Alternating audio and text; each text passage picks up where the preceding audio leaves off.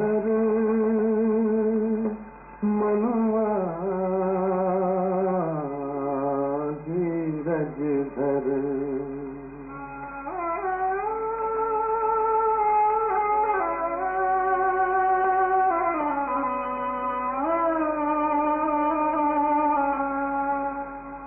धीरज धर मनुआ धीरज धर, तेरे सुख के भरे दिन आएंगे।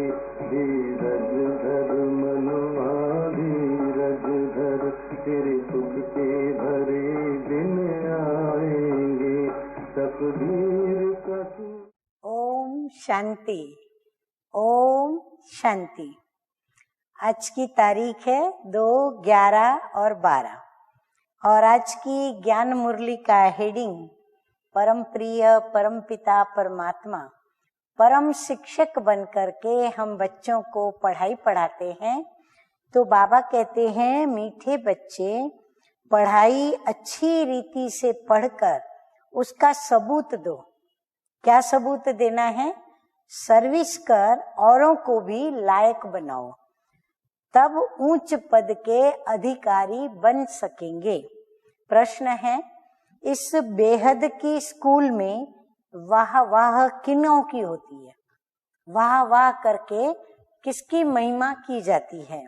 उत्तर है, जो खुद अच्छी रीति से पढ़ते हैं और दूसरों की भी आप समान बनाने की सेवा करते हैं, दूसरों को आप समान बनाते हैं, रूहानी कमाई में बिजी रहते हैं, सिर्फ दूसरों को देख खुश नहीं होते, लेकिन माता पिता समान सेवा कर उनके तख्त पर बैठते हैं।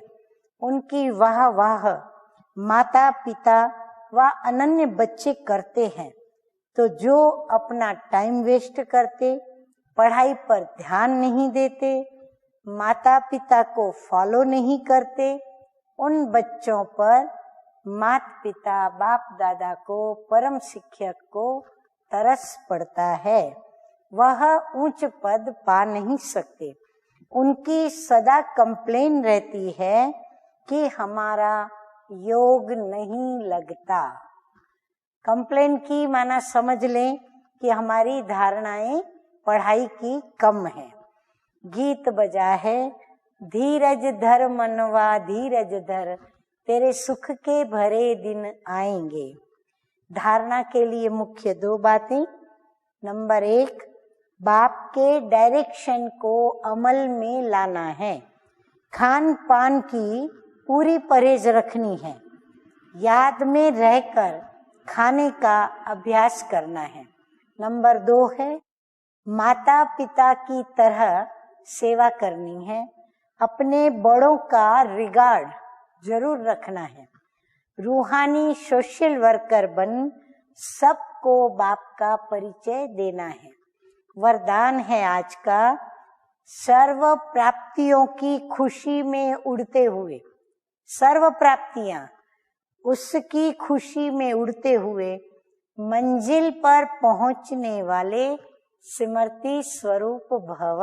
ब्राह्मण जीवन में आदि से अब तक जो भी प्राप्तियां हुई हैं उनकी लिस्ट स्मृति में लाओ। तो सार रूप में यही कहेंगे। क्या सार रूप में क्या कहें कि भाई हमें सर्व प्राप्ति हो चुकी है? तो यही कहेंगे सार रूप में कि अप्राप्त नहीं कोई वस्तु ब्राह्मण जीवन में, और ये सब अविनाशी प्राप्तियां हैं। और जो भी ब्राह्मण जीवन में प्राप्ति हो रही है वो विनाशी नहीं, अल्पकाल की नहीं, लेकिन अविनाशी है। इन प्राप्तियों की स्मृति इमर्ज रूप में रहे, मर्ज रूप में नहीं।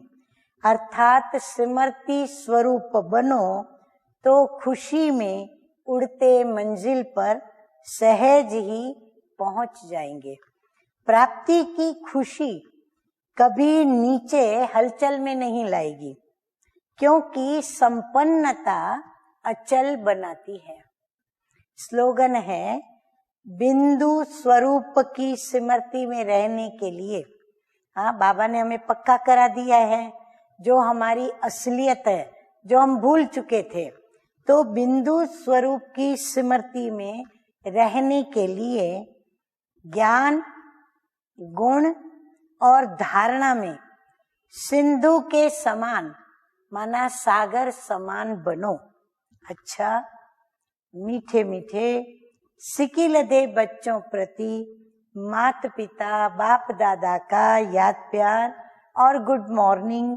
रूहानी बाप की रूहानी बच्चों को नमस्ते। अब बाबा के याद प्यार में ही देखो, प्यार के सागर का एक तो प्यार छलकता है।